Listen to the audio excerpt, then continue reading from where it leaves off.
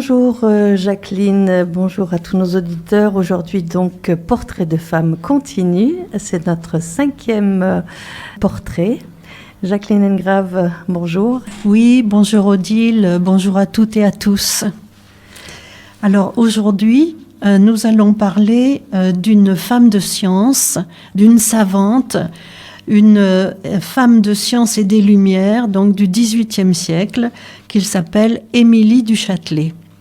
Alors, Émilie du Châtelet est née Gabrielle Émilie Le Tonnelier de Breteuil le 17 décembre 1706 à Paris.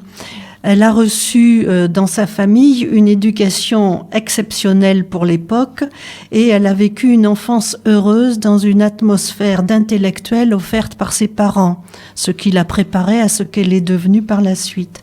En 1725, à 19 ans, elle a épousé le marquis du Châtelet, c'est pour ça qu'elle s'appelle Émilie du Châtelet, dont elle aura 3 enfants avant de convenir à l'amiable avec lui de vie séparée. Son dernier fils, né en 1732, meurt à 16 mois, mais ses enfants ont tenu peu de place dans sa vie. Elle connaît plusieurs langues, le latin, l'italien, l'anglais, mais aussi privilégiée qu'elle fut dans sa jeunesse, elle n'avait pas atteint le niveau des étudiants mâles qui sortent de l'université.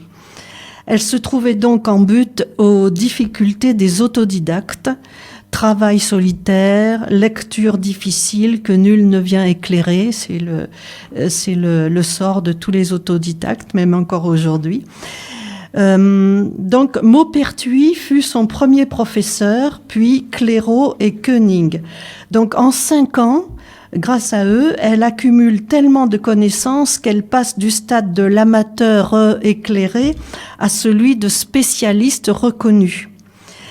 Elle rédige alors des traités. En 1740, elle rédige les institutions de physique.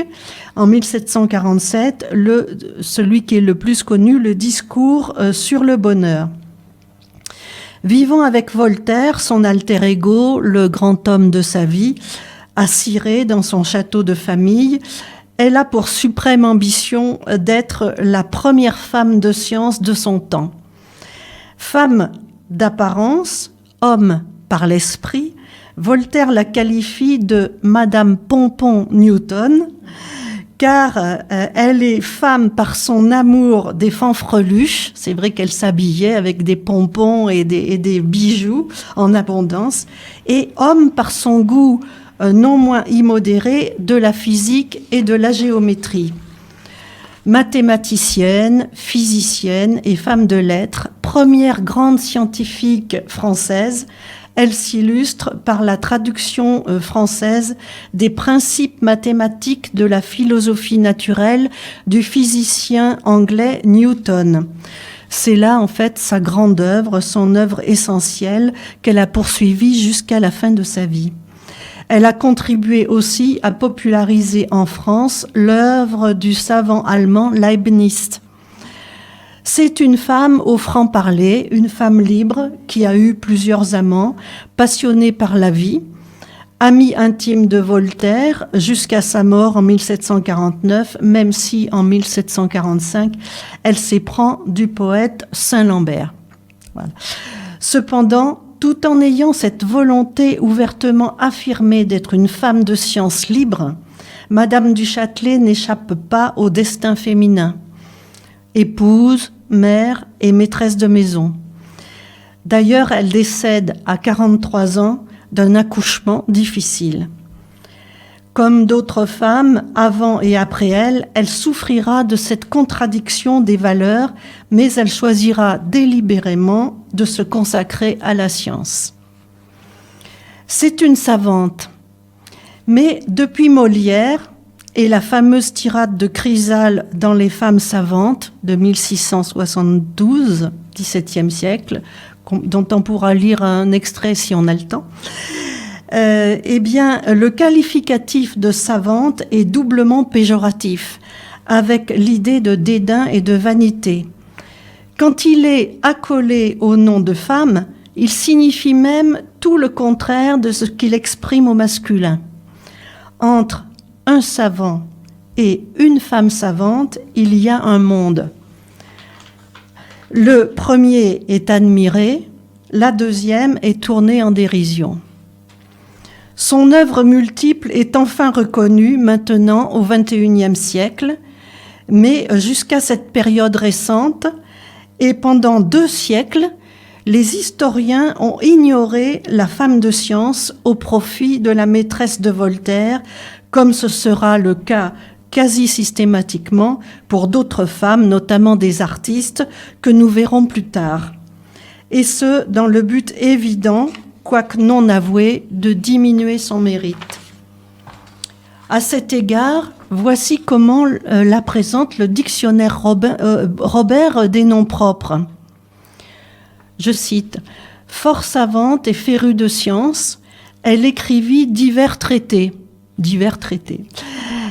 Elle eut une longue liaison sentimentale et intellectuelle avec Voltaire qu'elle accueillit dans son château de Cirey, puis elle s'éprit du poète Saint-Lambert. » Point final. C'est tout ce qu'il y a pour elle dans le dictionnaire Robert des noms propres. C'est assez dramatique, hein. Voilà, c'est tout. Je précise quand même que j'ai pris cette définition dans mon dictionnaire à moi, qui est l'édition de 1995.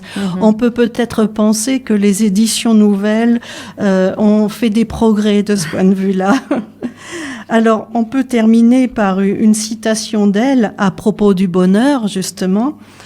Moins notre bonheur est dans la dépendance des autres, et plus il nous est aisé d'être heureux. Voilà. Alors, je ne sais pas si on a le temps. Oui, on a encore quelques minutes. On a encore 4 minutes. Alors, pour le plaisir, on va dire, un extrait de la tirade du bourgeois Chrysale dans Les femmes savantes, face à son épouse Philaminte et sa sœur Bélise, occupées toutes deux de poésie, d'érudition et de science, comme Émilie du Châtelet plus tard, et méprisant les travaux domestiques. Alors, je cite, « Il n'est pas bien honnête, et pour beaucoup de causes, qu'une femme étudie et sache tant de choses. Former aux bonnes mœurs l'esprit de ses enfants, faire aller son ménage, avoir l'œil sur ses gens, et régler la dépense avec économie doit être son étude et sa philosophie. Nos pères, sur ce point, étaient gens bien sensés qui disaient qu'une femme en sait toujours assez quand